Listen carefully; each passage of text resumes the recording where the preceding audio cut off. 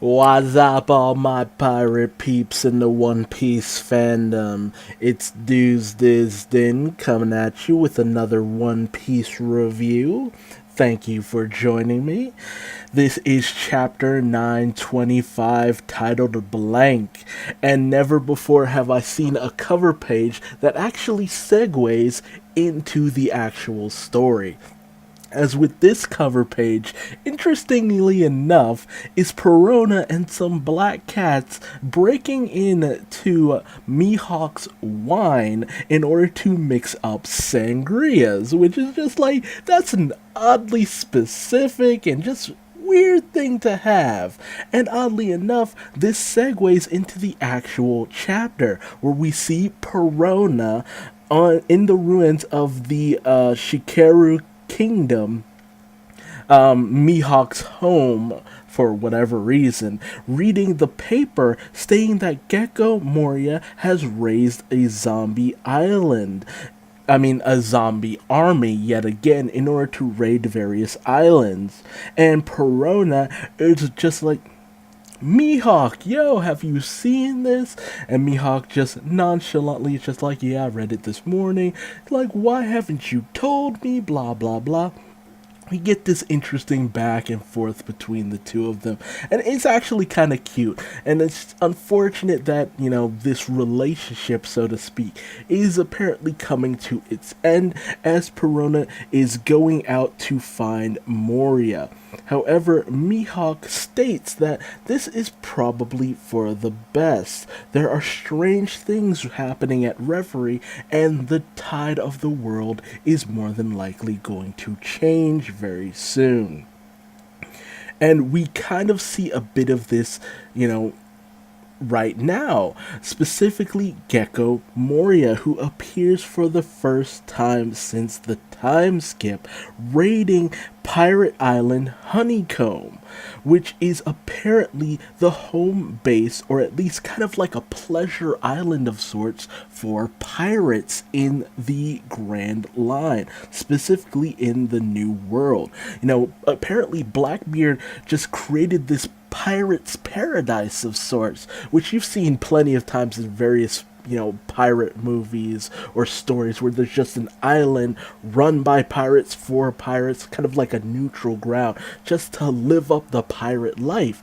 And it's like the Blackbeard continues to be the one character who is the most piratey of all pirates. Just, living it up, getting loot, gold, raiding, pillaging, doing whatever he feels like, just doing anything and everything he can, and he remains the most piratey pirate of all of One Piece. But apparently Gecko Moria has come here in order to raid the place and find Absolom, who apparently had infiltrated the island. And we see the various members of the Blackbeard Pirates, specifically the 10 Titanic captains. First we see the corrupt king Avalo Pizarro, who runs the fourth ship, is captain of the fourth ship of, kind of like the fleet admirals of Whitebeard. Blackbeard has his 10 Titanic captains. And, Avalo Pizarro's just living it up, being like, what's all the racket? What's going on here? But, Absalom shows himself just hanging out with some girls, chilling out, being like, hey, Moria, yeah, I'm sorry I didn't call her right. I just kind of got caught up into everything. And Moria, actually kind of being somewhat of a good person because he actually values his crew, specifically because of the fact that he lost a lot of his crewmates to Kaido previously. So he actually does have a bit of value for his people. But, he's relieved, and it's just like Blackbeard is a notorious, devil fruit hunter, so he's just like, man, I figured he got you and killed you and stole your fruit or something like that, only for Moria to suddenly just be cut on the side with several of his zombies' heads being cut off. And we slowly see Shiryu of the Rain, turn from invisible to visible yet again, showing that he is obtained the powers of the clear fruit and has become an invisible human, meaning that they actually have killed Absalom. And, We also get a note that he is the second captain. He is the captain of the second ship of Blackbeard's pirate fleet. And we come to find out that the Absalom who has revealed himself is in fact, of all people, Crescent Moon Hunter Katrina Devon, who we got a little bit of information about from these, I think it was One Piece trading cards or something, that she is a notorious hunter of people's faces, of people's heads, specifically women more beautiful than she is. So she apparently has a tendency to collect the heads of various women. But we come to find out that her power is in fact, the power of the dog fruit, mythical Zoan type model nine-tailed fox. So she has the power of deception and transformation. And she even just states, it's just like, oh, if you still want Absalom so much, we could bring out the corpse for you. You like corpses, don't you? It's just like, and it's just like so savage, because it's just like, dude, they killed Absalom. I was not expecting something like this to go down. It's just like, they killed Absalom. Shiryu now has a devil fruit ability, which is one of the most dangerous abilities that you could give to someone like Shiryu.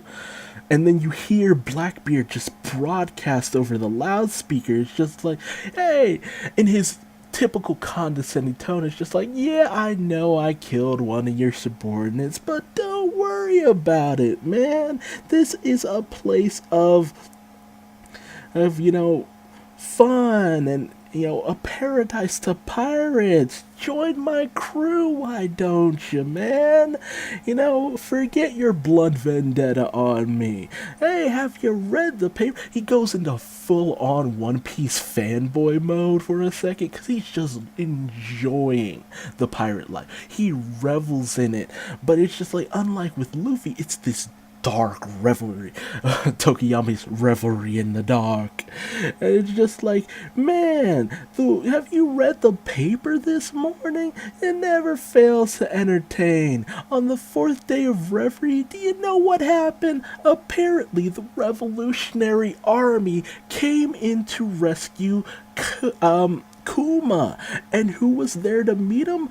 Who did they clash with when they went in? None other than the Marine Admirals Ryukugyu and Fujitora. Right there in the Holy Land of Marishoa. Can you believe this? And we see for the first time since the time skip a full appearance by Marshall D. Teach, Admiral of the Blackbeard Pirates, with a current bounty of 2.247 billion berries.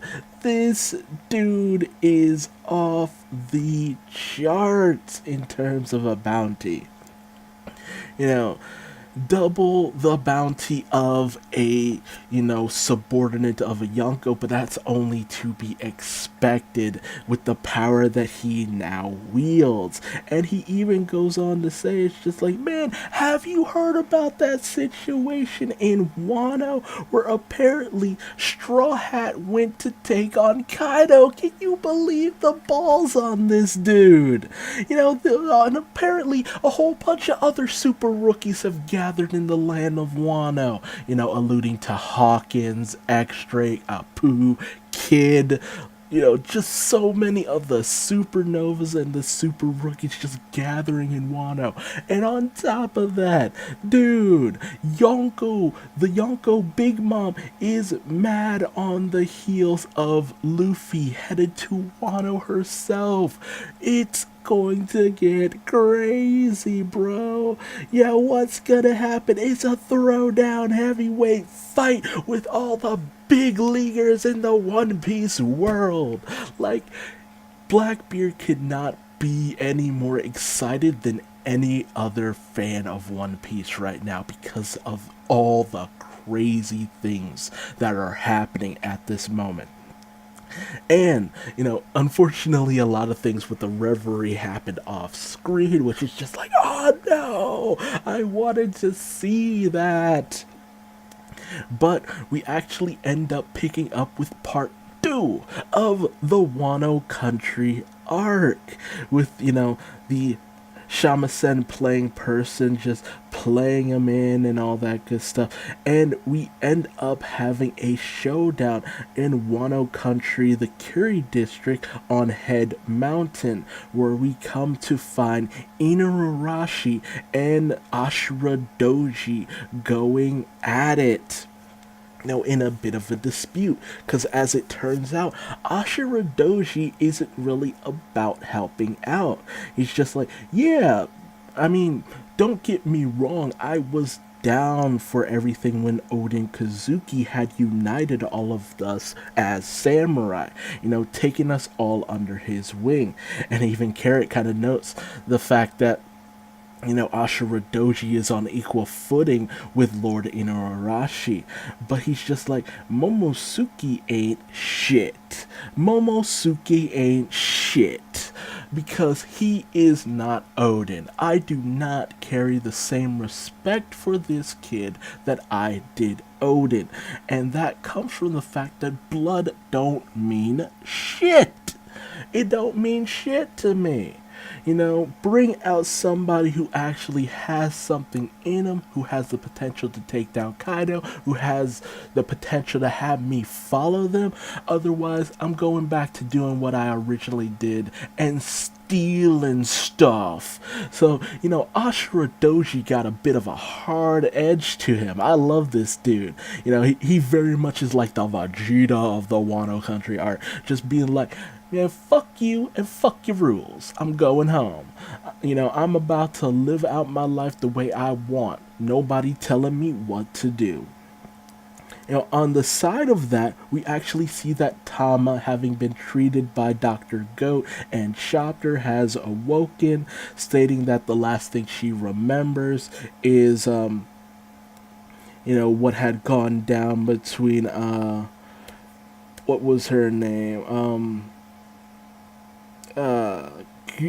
Umami? That's what they call her, but Speed, there we go, Lady Speed, throwing down with Kaido and apparently fighting pretty hard for Tama because of her Kibi Dango, showing the very strong ability of her devil fruit in order to bring people to her side.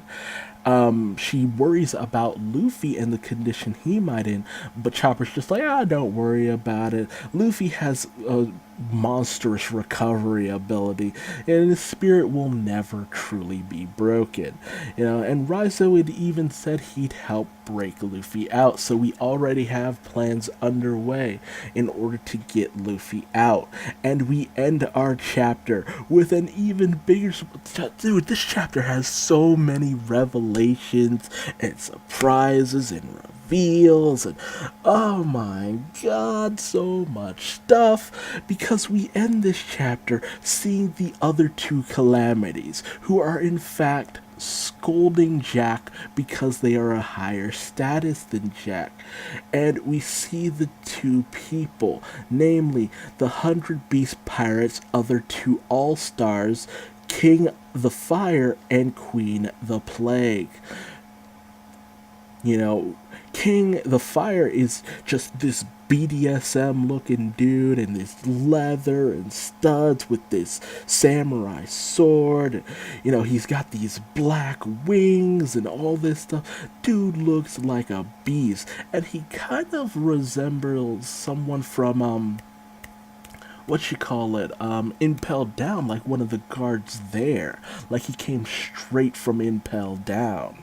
Because his uniform kind of looks like this, but he's got all this leather, and he's got like a gimp mask on.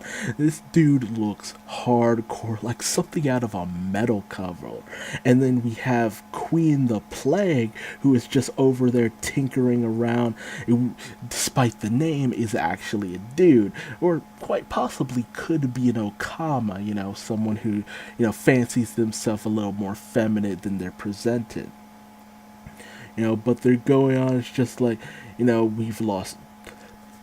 We heard about the situation in Curry with the loss of Don Flamingo. We have to set up a new deal. And Jack's just getting scolded because, he's the Jack, which is lower than Queen, and then King high above, and then I guess Kaido's the top one. But apparently, one of them will be going along to escort the cargo, so one of them will be, off and out of the way. And we can see that King and Queen kind of bicker back and forth, almost like an old married couple. But apparently, Jack calls them elder brothers, so either it's a term of endearment or they are in fact all related. And they are all monstrously tall. You think Jack is big? I'm pretty sure King and Queen are bigger than he is. So, the new King and Queen of One Piece, like with, I think it was One Piece movie 2, where we had Bear King and, Honey Queen and stuff like that. And now we have a true King and Queen, and the card motifs just kind of go from there. But, it's so interesting just to see the other members of Kaido's elite forces. What kind of powers do they have?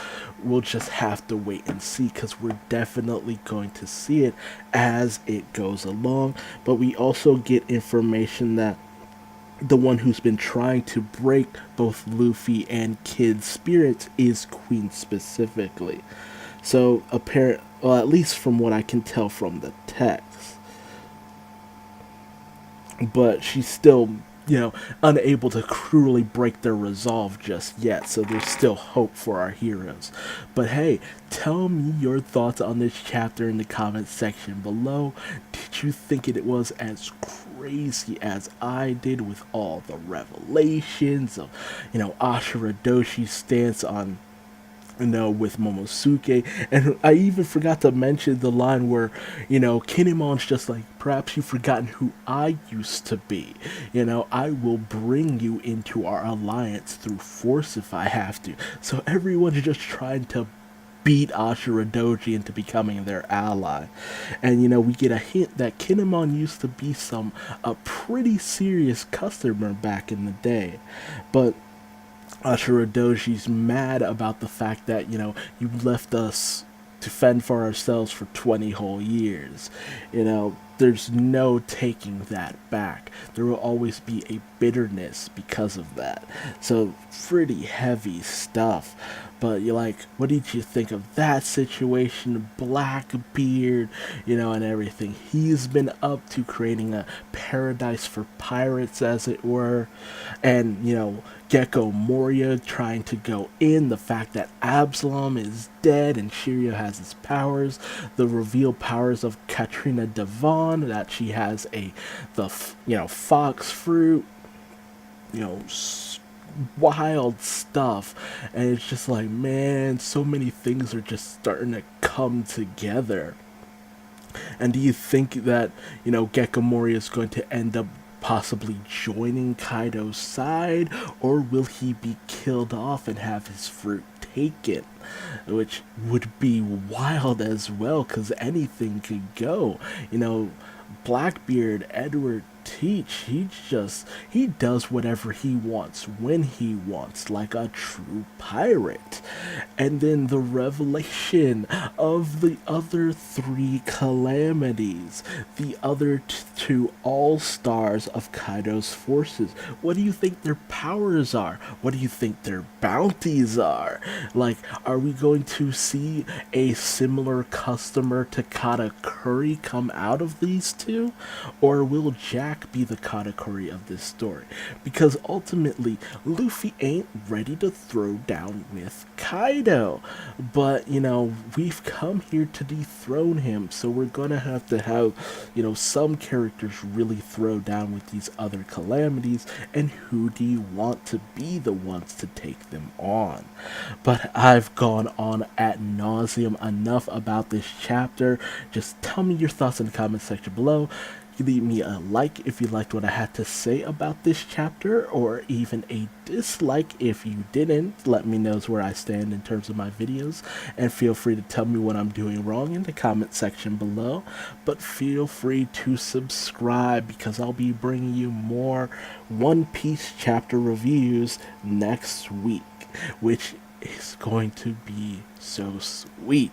Wano continues to be one of the most grand arcs in all of One Piece, and I can't wait to see more. Thanks for joining me, and I'll see you next time.